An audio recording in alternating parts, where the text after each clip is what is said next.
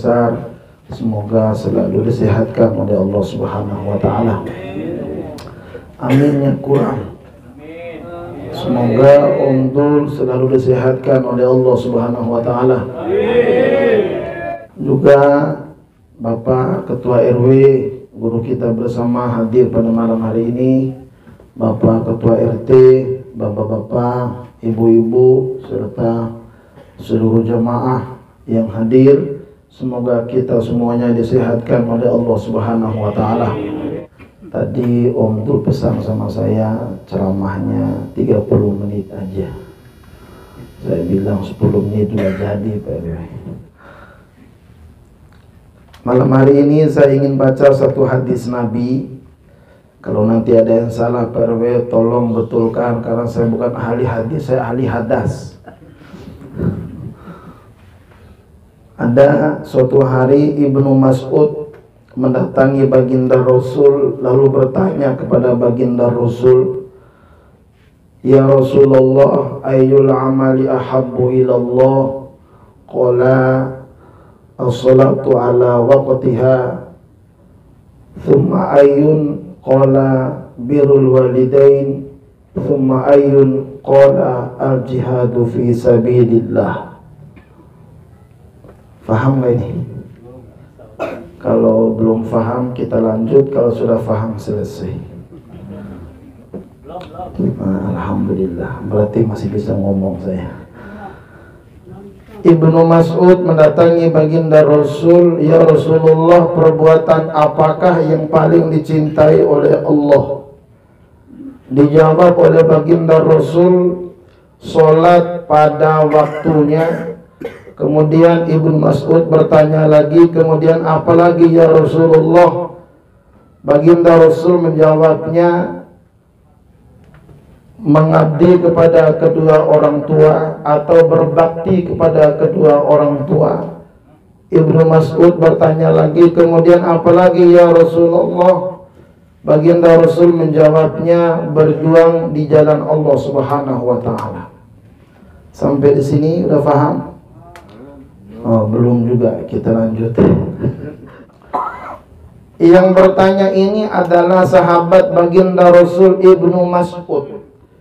Bertanyanya ke baginda Rasul, "Bagaimana caranya ya Rasulullah kalau saya mengamalkan satu perbuatan Allah cinta kepada saya?" Karena yang bertanya seorang sahabat Nabi, maka kaitannya adalah bagaimana caranya agar Allah mencintai dirinya. Sama juga dengan kita. Kalau kita mendatangi Pak Kiai, suka nanya bagaimana kebutuhannya. Kalau seorang janda yang mendatangi Pak Kiai, "Wahai Pak Kiai, doa apakah yang paling ampuh supaya saya bisa kawin lagi?" Kalau seorang duda yang mendatangi Pak Kiai, "Wahai Pak Kiai, wiridan apakah yang paling mujarab? Kalau saya mewiridkannya, saya nggak duda lagi." Kalau yang mendatangi Pak Kiai adalah seorang pedagang, minimal pedagang sapi umpama. Ustaz Romli lagi berangkat haji ini. "Wahai Pak Kiai, wiridan apa yang paling mujarab? Kalau saya mewiridkan wiridan tersebut, sapi saya laku semua." Kalau yang mendatangi Pak Kiai adalah caleg, lagi musim nih.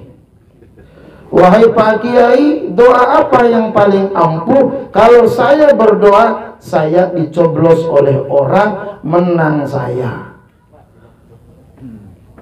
Yang bertanya tergantung bagaimana kebutuhannya, bagaimana kapasitasnya. Demikian juga sahabat Nabi ingin dicintai oleh Allah Subhanahu wa taala, maka bertanyanya kepada baginda Rasul, bagaimana caranya agar Allah cinta kepada dirinya. Bapak-bapak yang hadir pada malam hari ini, kira-kira pingin gak dicintai oleh Allah? Pingin gak dicintai oleh Allah?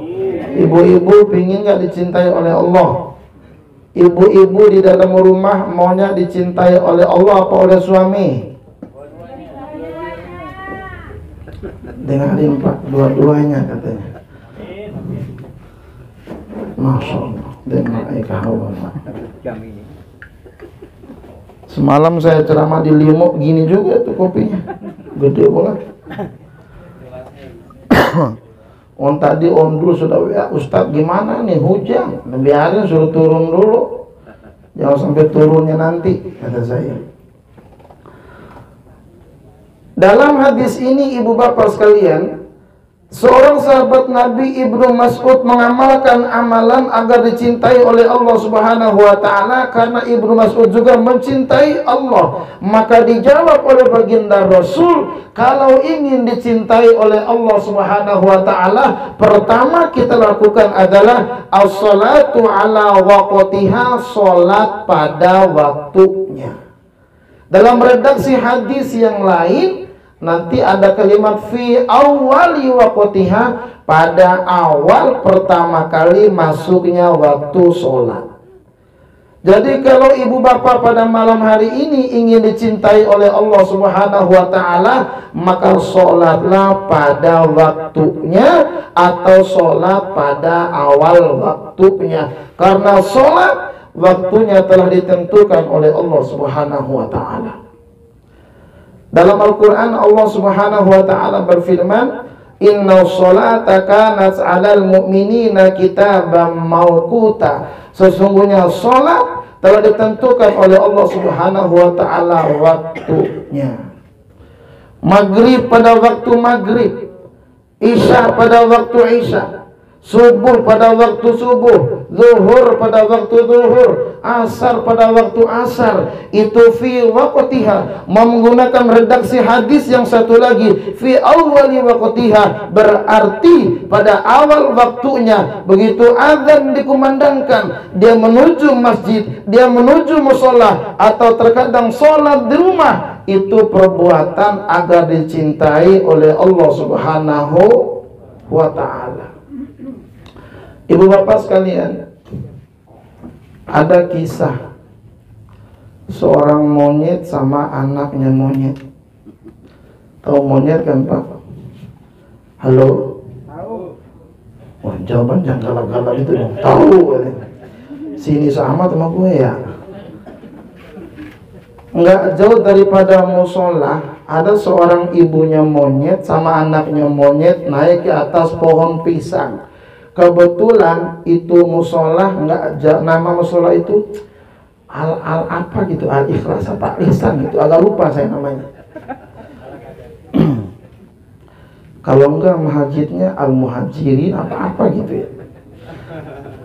Enggak jauh daripada musola itu, enggak jauh daripada masjid itu ada pohon pisang, itu buahnya sudah matang. Maka naiklah ibunya monyet sama anaknya. Monyet, jangan ke gua apa monyet ya, kita dikatain monyet ini jemaah sekalian.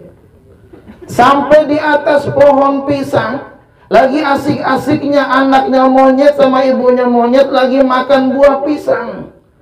Tiba-tiba ada orang namanya Abdullah, saat itu ceritanya datang azan asar ceritanya. Walaupun suaranya nggak semerdu Ustadz Muammar Gaddafi, cuman ahli azan dia, galak benar azannya. Kadang-kadang ditanya ngapa galak-galak, biarin. Allahu Akbar, Allahu Akbar. Kata anaknya monyet sama ibunya monyet nih, Bu, itu suara apa? Suara azan nak, kata. Saya lagi ceramah ini. Udah 2-0 dikata monyet kitanya, malah belum jelas lagi. Peace om dul, peace. Asyhadu an la ilaha illallah. Kata anaknya monyet, kok ada kalimat-kalimat gitu Bu, apalagi kok panjang banget napasnya, itu Abdullah namanya. Itu orang azan. Hayya 'alas shalah. Kok begitu suara azan hayya 'alas shalah Bu, kok orang-orang dari rumahnya menuju mushola, Pak Haji menuju mushola, anak muda menuju mushola, bapak-bapak menuju mushola, ibu-ibu menuju mushola. Itu mereka mau ngapain? Mereka mau sholat. Nah, kata ada 3 ada nih.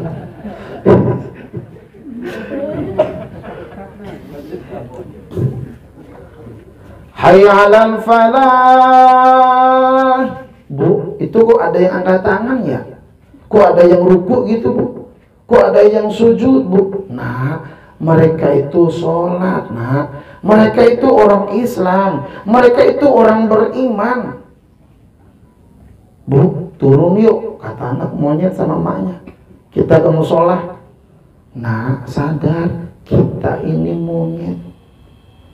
Kita ini monyet nggak wajib sholat. Nah, itu Pak Haji ke musola karena dia orang Islam. Itu anak muda ke masjid karena dia orang Islam. Itu ibu-ibu sholat karena mereka orang Islam. Kita ini monyet. Nah, maka kalau monyet tidak wajib sholat, artinya yang nggak sholat namanya.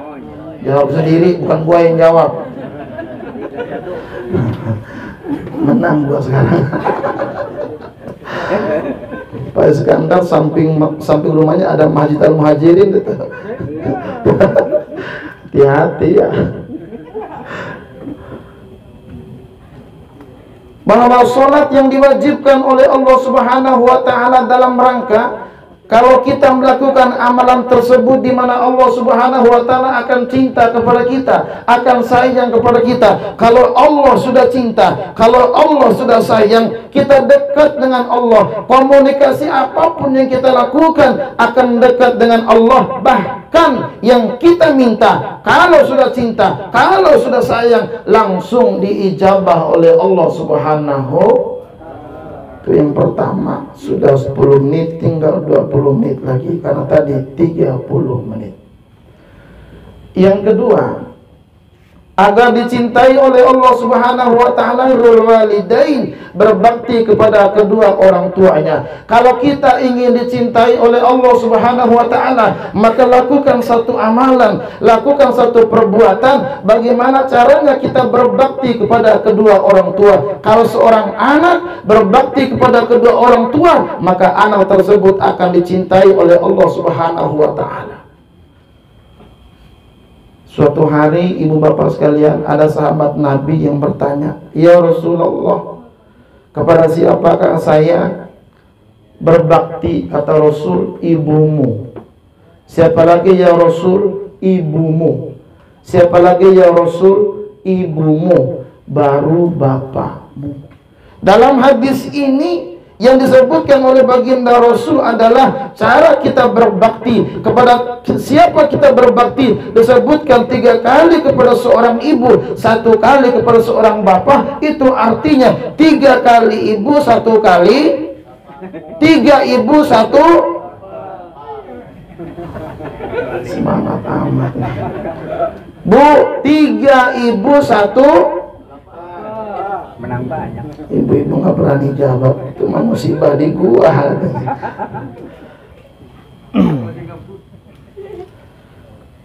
Maka lagu qasidahan begini, "Ibu kaulah wanita yang..."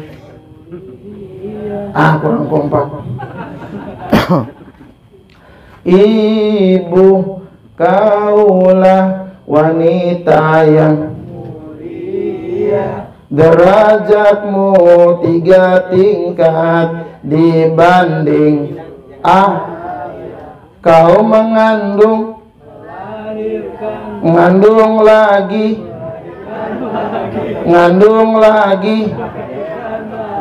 doyan amat ya." 3 kali disebutkan sama Nabi, ibumu, ibumu, ibumu. Kenapa 3 kali baru bapak 1? Yang namanya ibu 3 kali penderitaannya. Penderita saat mengandung, penderita saat melahirkan, dan penderita saat menyusui. Maka 3 kali dalam hadis ini dinyanyikan sama syair kita. Juga derajat seorang ibu di atas seorang bapak. Maka kalimatnya adalah kepayahan di atas kepayahan. Itulah yang dirasakan oleh seorang ibu. Tapi terkadang seorang istri nggak kapok-kapok baru melahirkan, hayang deui, hayang deui.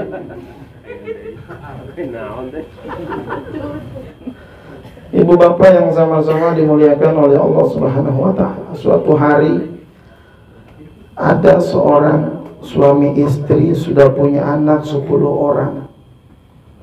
10 ibu banyak apa sedikit? Banyak, belum 1 lusin. Masya Allah, itu anak 10-nya sukses semua Pak Bu. Sukses semua, begitu sukses setiap bulan itu anak-anaknya store sama ibunya, 1 orang 1 juta. Setiap bulan ini ibu terima uang dari anak-anaknya 10 juta. Itu ibu dapat uang 10 juta, masuk kamar nangis. Sejadi-jadinya ditanya sama suaminya, Bu, ngapa lo nangis? Bukan lo girang dapat uang 10 juta setiap bulan? Gini Pak, kita kan 10 anak, nyesal bikin 10 anak. Coba kalau 20 juta per bulan. Jebol goblok kata suaminya.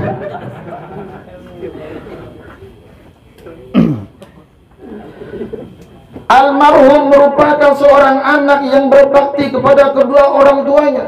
Orangnya berbakti kepada kedua orang tua sehingga disayang sama bapaknya, disayang oleh semua orang. Orangnya murah senyum, orangnya sholat juga. Maka ini anak sampai memikirkan keluarganya, tabungannya sampai 2-3 rekening. Jemaah sekalian, ini pertanda walaupun hari ini telah tiada ada di alam kuburnya, tapi peninggalannya dari harta yang ditinggalkan, dari tabungannya diperuntukkan buat kedua orang tuanya. Dan yang luar biasa, kedua orang tuanya tidak, maka ini harta yang ditinggal sama anaknya dibagikan kepada orang-orang. Terbukti malam hari ini meriah sekali. Artinya malam hari ini Om Dul dan istrinya mengeluarkan daripada harta peninggalan anaknya, dibagikan kepada orang-orang dalam rangka sedekah untuk anaknya. Ini hebat ini.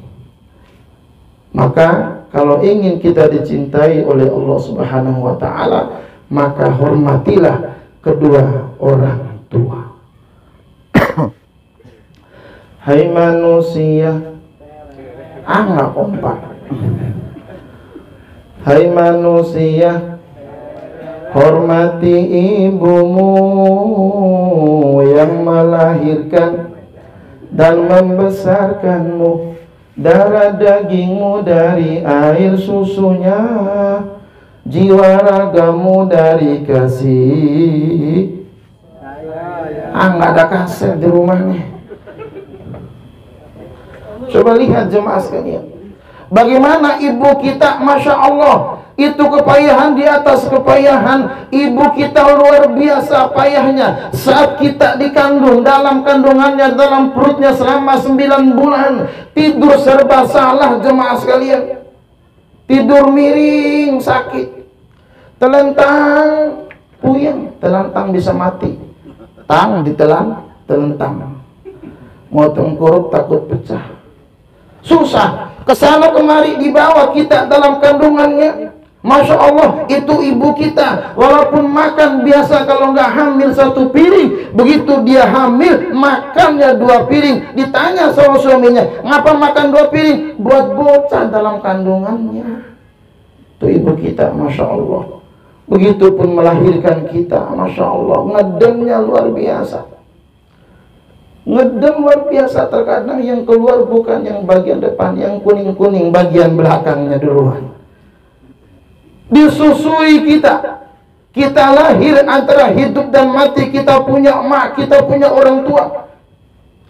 Masya Allah, kita disusui selama 2 tahun. Kadang-kadang kita malam hari nangis. Malam hari nangis.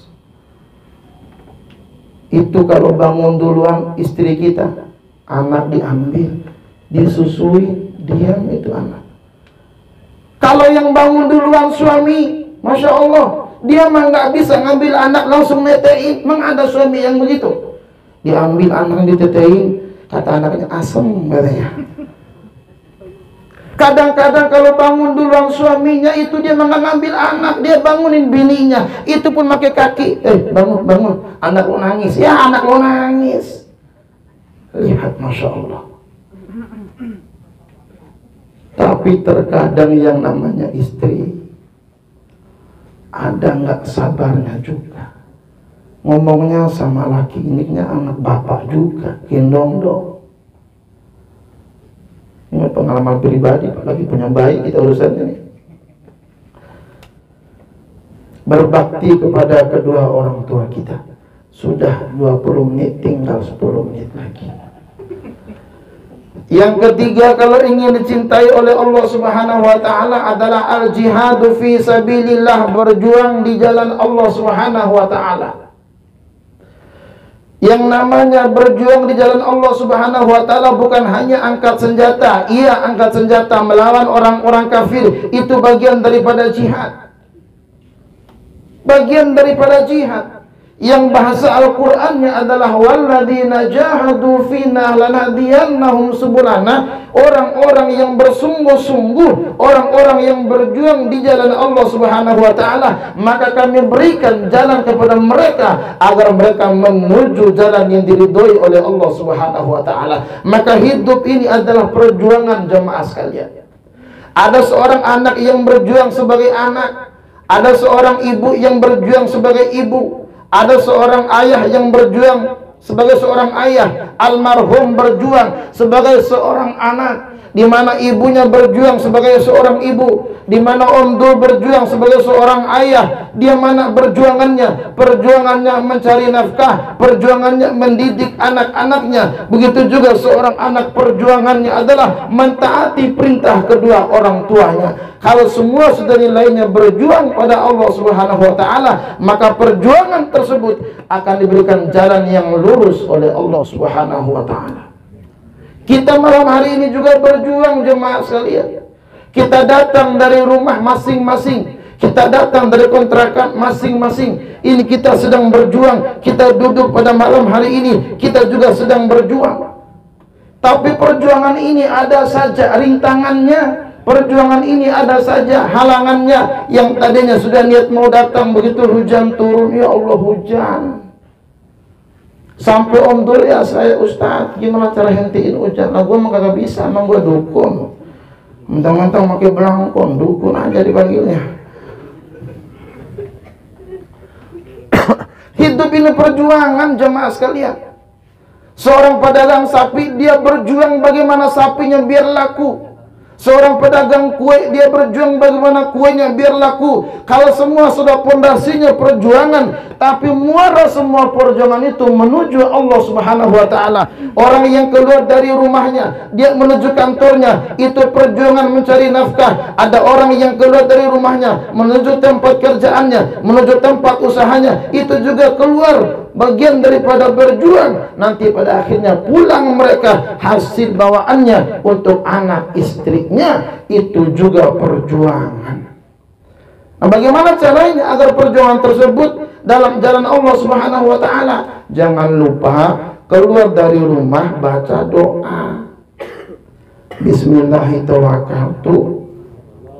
La haula wala quwata illa billahil aliyyil azim. Ibu-ibu juga yang di rumah perjuangannya adalah kalau sang suami keluar jam 7, yang di rumah jangan lupa ambil air wudu. Ambil air wudu, sholat 2 rakaat, sholat duha namanya. Habis sholat duha mendoakan itu suami. Ya Allah, selamatkan suami saya. Ya Allah, selamatkan suami saya. Lancarkan urusan suami saya. Ya Allah, kalau rezekinya masih jauh, dekatin ya Allah. Kalau rezekinya masih sedikit, banyakin ya Allah. Kalau rezekinya masih di langit, turunin ya Allah. Hujan turun, suami nggak jadi kerja. Kalau rezekinya masih di bumi, keluarin ya Allah. Kalau masih haram, halalin ya Allah. Ibu-ibu begitu nggak di rumah ya? Bu, ya.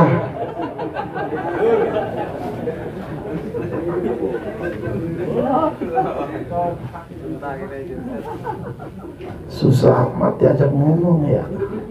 Gua udah ceramah, udah nyanyi, makin ditanya kagak nyaut. Ngantuk. Minum susu, kopi. Coba lihat jemaah sekalian, perjuangan. Bahkan di mana hari ini Orang-orang yang namanya perjuang mencari ilmu itu luar biasa. Ada yang datang dari kampungnya, dia mencari ilmu di Jakarta ini. Ada yang dimasukkan ke pondok-pondok pesantren. Ada yang dikuliahkan. Mereka semua itu sedang berjuang. Mereka sedang dalam jalan Allah Subhanahu wa taala. Mereka sedang suluk. Karena kata Nabi, "Man salaka tariqan yaltamisu fihi ilman, sahalallahu lahu tariqan ilal jannah." Siapa orang yang suluk, yang berjalan menuju mencari ilmu, maka mereka semuanya akan dimudahkan jalan menuju surga Allah Subhanahu wa taala. Maka kalau ada orang yang datang dari kampung, yang datang dari mana-mana mencari ilmu, bisa dia hadir di UIN, bisa di Unpam, bisa di UNJ, bisa di PT IKI, bisa di IIKI, dimanapun mereka mencari ilmu, mereka mati sedang kuliah, maka mereka semua dijamin masuk surga, saudara-saudara. Yang amin calon. Sebentar lagi amin tadi kan.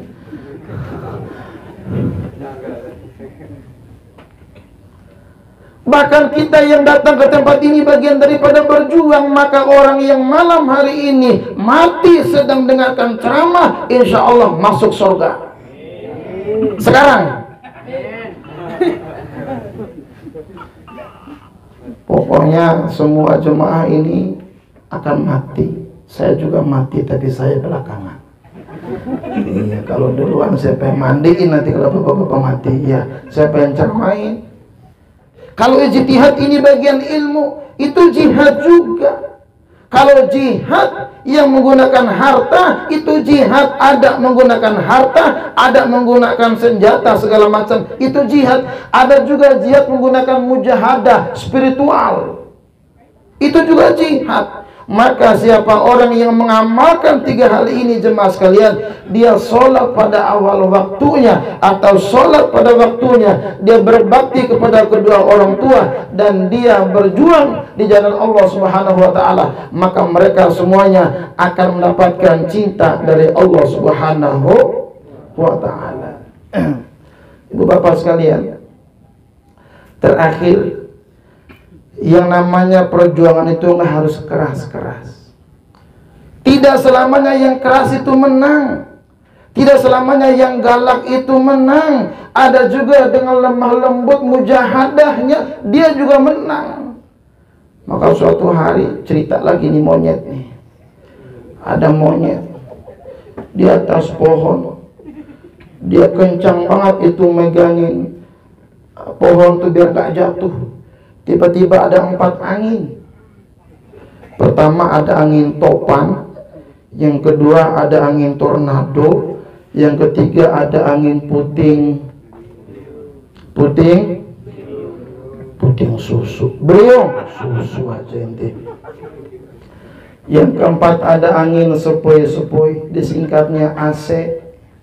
Angin sepoi-sepoi disingkatnya AC. Ada tukang AC di sini. Kata angin tornado, minggir semua kalian. Saya akan jatuhkan itu monyet dalam rangka dalam waktu 10 menit. Saya tiup itu jatuh monyetnya. Kata lagi nih, ini bocah nih.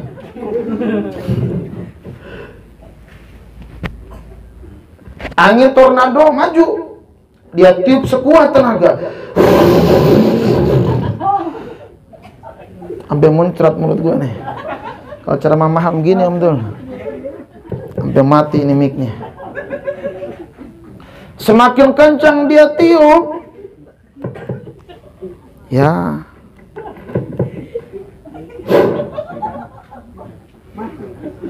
ini bocah berdua ketawa mulu ya. Semoga nanti kamu jadi kiai ya. Amin dong. Ulama guyon, iya. Kita guyon aja. Semakin ditiup sama angin tornado, maka itu monyet semakin kencang dia memegang dahang pohon tersebut. 10 menit kelar, kalah gua, kata angin tornado. Kata angin topan, minggir lo dok, tornado maksudnya. Minggir dok, gua nih angin topan, terkenal. Hembusan gua bahaya. Jangankan 10 menit, 7 menit itu monyet jatuh. Kata angin, topan. Maju angin topan. Dia sekuat tenaga, dia tiup. Gagal juga. Muncul angin puting. Ini bikin puting susah kali kamu nih.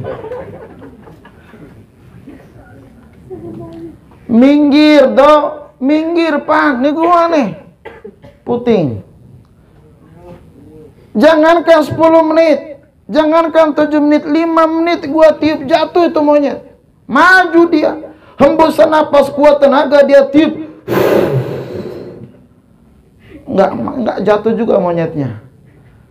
Lalu ujuk-ujuk datang dengan lemah lembutnya angin sepoi-sepoi. Pan, minggir. Tin, minggir. Do, minggir. Nih gua nih, AC. Angin sepoi-sepoi. Enggak butuh waktu lama sampai 10 menit. 2 menit gua tiup jatuh tuh monyetnya. Pelan-pelan maju ini angin. AC, angin sepoi-sepoi. Sambil dilus-lus. Ngantuk monyetnya. Dari ngantuk. Bu, ngantuk bu. Ngantuk monyetnya. Angin sepoi-sepoi yang maju. Ternyata bukan 2 menit, 1 menit ditiup, dilus-lus sama angin sepoi-sepoi, jatuh dia. Ternyata nggak selamanya yang keras itu bisa menjatuhkan.